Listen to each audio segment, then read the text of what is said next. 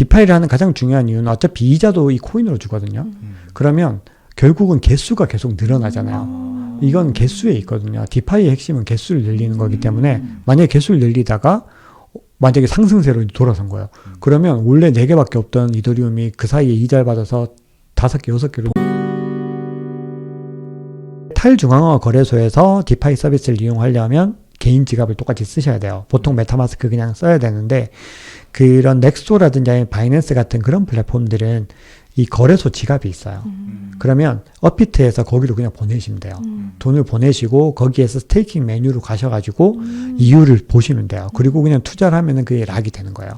대신에 그 락을 할 때는 이게 언제까지 여기에 넣어둬야 되는지 꼭 확인하셔야 되고, 그리고 만약에 이렇게 가격이 갑자기 하락하거나 하면 판매를 해서 이걸 현금화를 또 시켜야 될 수 있잖아요. 네.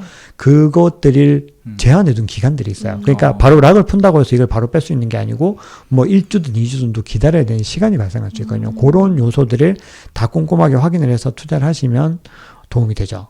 생각보다 좀 복잡하죠. 아니요, 떨어질까봐 무서워요. 맞아요. 그러니까 내가 떨어지고 있는 걸 막 보면서도 못 빼는 그쵸. 그런 게 너무 두려운 거예요. 그래서 그거를 좀 잘 활용하셔서 네. 보통은 이제 그렇게 되면 수익률이 높죠, 대신에.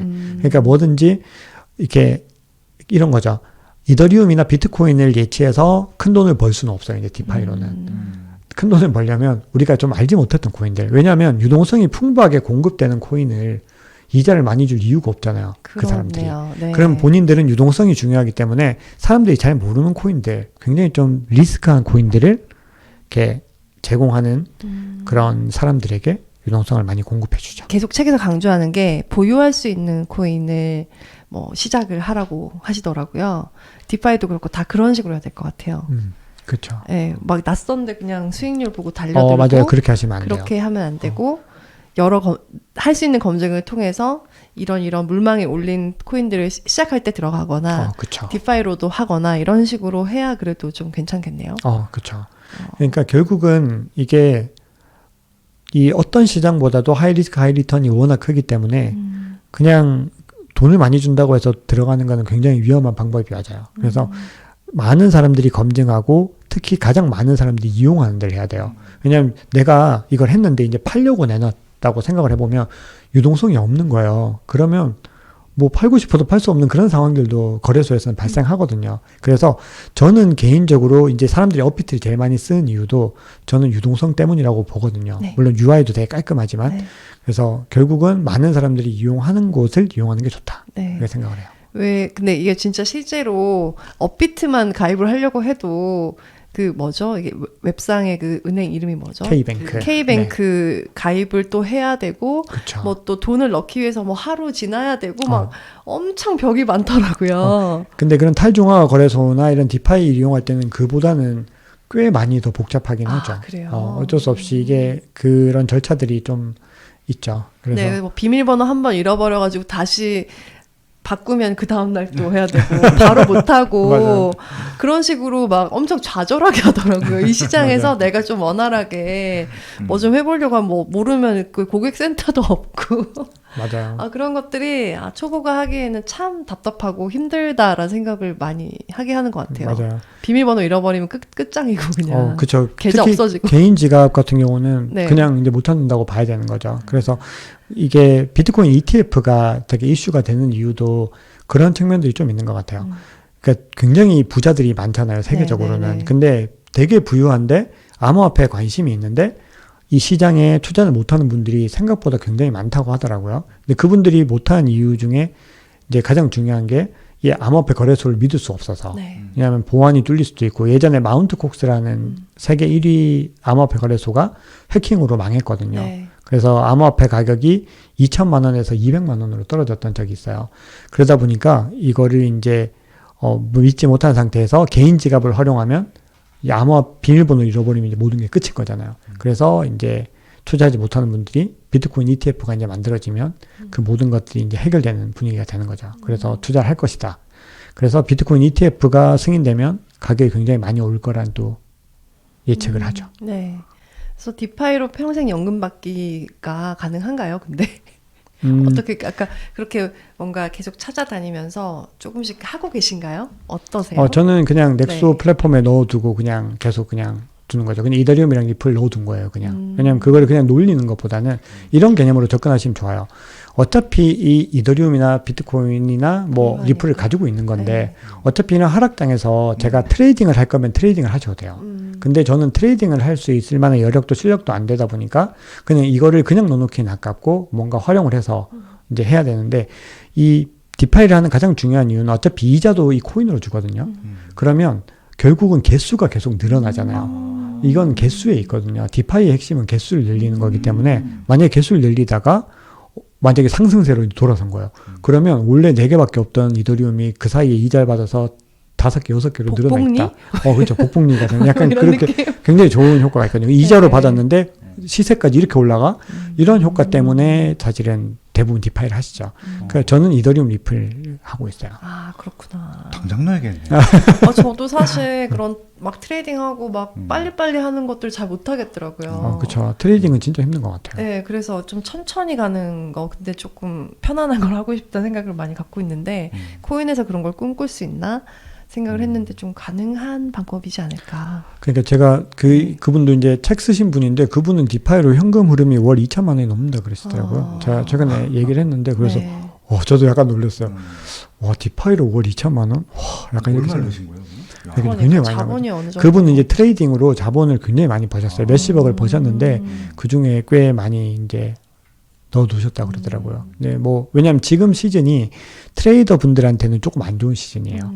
왜냐하면 장이 좀 지지부진하잖아요. 이게 변동성이 좀 클 때 이렇게 빛을 발하기 때문에 지금 이제 그분은 쉬는 동안에 디파이로 돈 번다고 하셔서 와 진짜 굉장히 이렇게 계획만 잘 잡으면 이 암호화폐 시장에선 돈 벌 수 있는 루트들이 너무 많다. 그렇게 생각을 했죠. 그러니까요. 왜 항상 뭔가 부동산 할 필요가 없어. 부동산 왜 하는 거지? 이거 해야 돼. 근데 막상 진짜 NFT 할 때도 좀 저는 좌절했거든요. 그러니까 그렇게 유망하다고 하고 이거는 그래도 정말 커뮤니티도 좋고 운영진은 되게 의지가 확고하고 또 막 이벤트도 굉장히 많이 하고 될 거야. 이거는 해보자. 이렇게 해서 그것도 되게 소심하게 들어가긴 했지만 한 연이어 한 2번 실패하고 나니까 트라우마 생기면서 아이고야 그쵸. 못하겠다. 근데 디파이도 들어갔는데 막 코인 떨어지면서 막 수익률 막 떨어지고 이러면 아이고야 못하겠다 이렇게 될 것 같아요. 근데 이제 디파이는 아무래도 NFT랑은 투자의 관점이 조금 다른 개념이어서 그런 NFT는 선택의 문제가 너무 많이 크게 좌우하는 데 반해서 디파이는 제가 아까 말씀드렸던 뭐 넥소 같은 플랫폼이나 이게 이율이 좀 세서 좀 유명하거든요. 네. 그리고 이제 이거는 탈중앙화는 아니에요. 그래서 그냥 이용을 했을 때 조금 더 쉽게 할 수 있죠. 그러니까 이게 디파이랑 구분되는 개념이 C파이라고 있거든요. 이게 센트럴라이즈드 파이낸스예요. 그러니까 바이낸스나 업비트 같은데 아니면은 뭐 제가 말씀드린 넥소나 이런 데서 중앙 기관이 있으면서 하는 그런 금융 서비스는 엄밀하게는 디파이는 아니고 C파이거든요.